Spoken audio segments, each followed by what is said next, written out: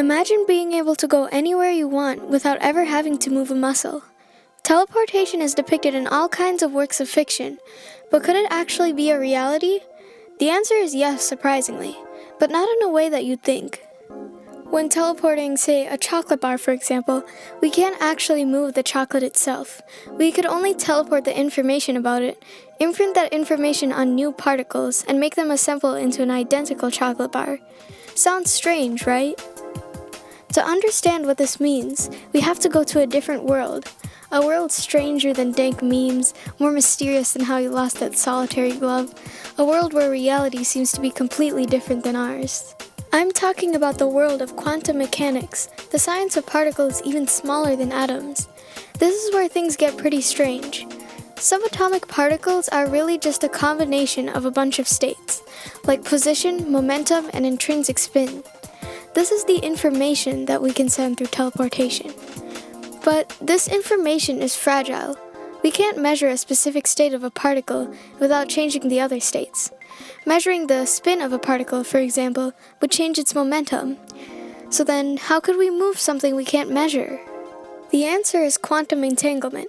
This is the quantum mechanic that makes teleportation possible in real life. Entanglement is when two particles have connected states regardless of any distance. It's almost a strange kind of love. The measurement of one affects the measurement of the other. It's like splitting up a pair of shoes and sending them to different places.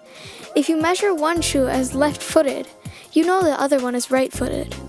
The point of explaining all this is because when you measure an entangled particle, information is sent to its pair very quickly, possibly faster than the speed of light, regardless of distance. Albert Einstein himself described this strange phenomenon as spooky action at a distance. This transmission of information is known as quantum teleportation. With quantum teleportation, you can transmit states almost instantaneously between particles. However, the particles have to be entangled near to each other before they're separated.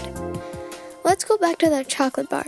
If we somehow were able to get particles that were entangled with the original chocolate bar, we could in fact teleport the chocolate bar's state. This isn't the same as cloning though. The original would be destroyed, because measuring the state of the original will change it in a completely random and unpredictable way. Now that's all fine and good, but it still doesn't really explain what we can do with quantum teleportation. Unfortunately, it doesn't look like we're going to be teleporting chocolate anytime soon.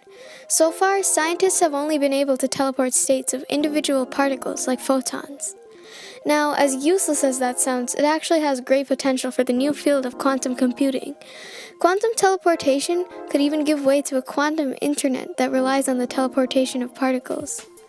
A quantum internet wouldn't mean that you could post your trashy TikTok video instantaneously though. The data that a computer needs to comprehend quantum states still has to be transmitted slower than the speed of light. However, quantum networks that have been recently created have been shown to be very secure. Although quantum teleportation may not be the exciting kind we see in works of fiction, it is still a very promising thing for the future. And don't lose hope on being able to teleport macroscopic things. Perhaps we could have real teleportation devices someday. Studies on quantum mechanics as a whole are really recent compared to other fields of science, and we're constantly discovering more about it. Regardless of what we can do now, just remember that the future always holds potential, and an exciting new possibility may be just around a corner.